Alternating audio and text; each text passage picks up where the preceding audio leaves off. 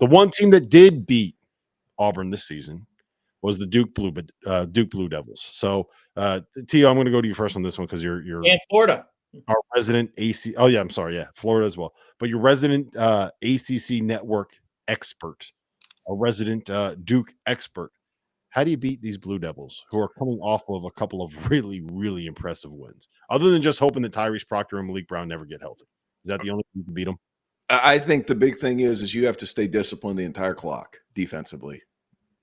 That's really what it comes down to against Duke, because their talent is so overwhelming that they'll just find ways to beat you the last second of the clock, because they can be patient and still have that shot making. So if you're just disciplined throughout the course of the entire game, I mean, with your defensive positioning, off the ball, understanding where guys are looking to score, your scouting report has to be elite, because you have to be able to, one, slow the game down and wall them off. And guys, they can shoot. Let's not try to fool ourselves here. Duke can really shoot the basketball, but if they're shooting over contest, it changes the game. Yeah. So here's the thing. They shoot 39% from three. As long as those threes are contested, you're willing to live with them. But off the ball, you have to be such a unit defensively that they're making the extra pass and then they're shooting late in the clock contested. And that's what's happened whenever they've lost games. You look at the Kentucky game at the end, they try to drive from the top. You look at Kansas losing by 3 on a neutral, and then Clemson at Clemson. All three of those teams defensively really locked in off the ball, not just guarding the ball, but off the ball. Phantom? You have to take things away defensively. You have to limit the perimeter open looks. Illinois did not do that, and they paid seriously. Tio's absolutely correct in this statement. In November, did you just punch your mic when you did the fist pump? I think you got to. Well, hey, who was the guy we saw in the Bahamas? The Golden Bomber. What's his name? Deontay. Was it Deontay? Oh yeah. The Bronze Bomber. The Bronze Bomber. You just bronze bombed your microphone there. You're damn right I did. Look, the health of Tyrese Proctor and Malik Brown is obviously of concern here. If they don't have, if Proctor's injury is anything serious, it changes things.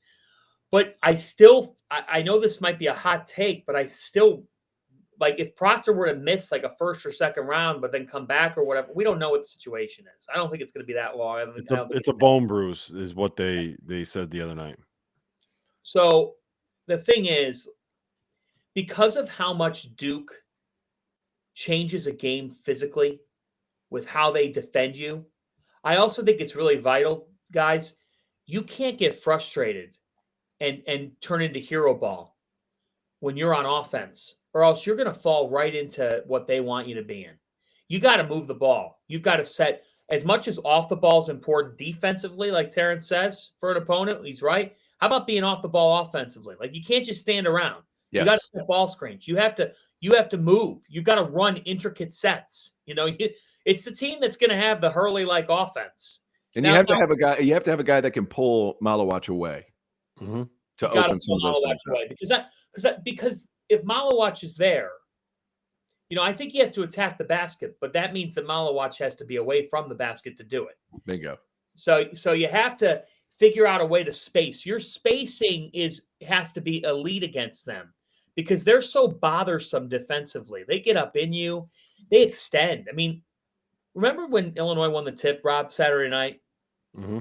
And it was very symbolic of the way the game was going to go, because they didn't always do it, but they were hedging, and their ball screen coverage was just fantastic. But they brought a double to Yakichonis, and immediately the body language of Illinois turned into scramble mode. Didn't know what to do. All frazzled. Turned into one-on-one basketball. That's what Duke wants you to do. You know why? They have the best one-on-one player in the sport. Yep. And he's going to beat you.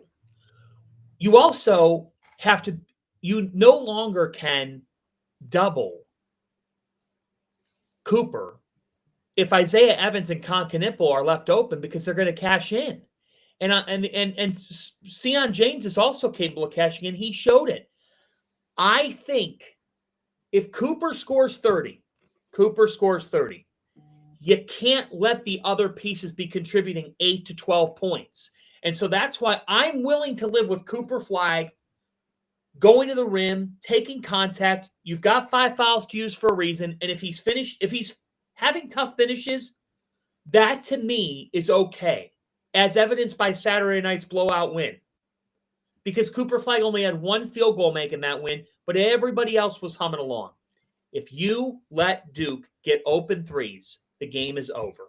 Yeah, it's going to be over. To me, that's the biggest thing is you got to be able to stay home. You got to run them off the 3-point line. And if you're living with Con Knipple coming off of screens and hitting those little like 12-foot kind of fadeaways, right? If you're living with Sion James trying to drive and score at the rim, if you're living with Cooper Flagg putting the ball on the floor and seeing help once he gets by someone like you, the point you made about being connected defensively, Tio, I think that is it more than anything else.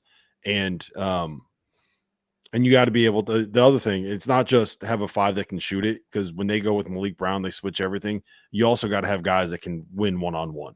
You have to have somebody that can kind of create a shot on their own, because when they switch everything, you can't run shit against them. It's just not going to work when they switch everything. All right, let's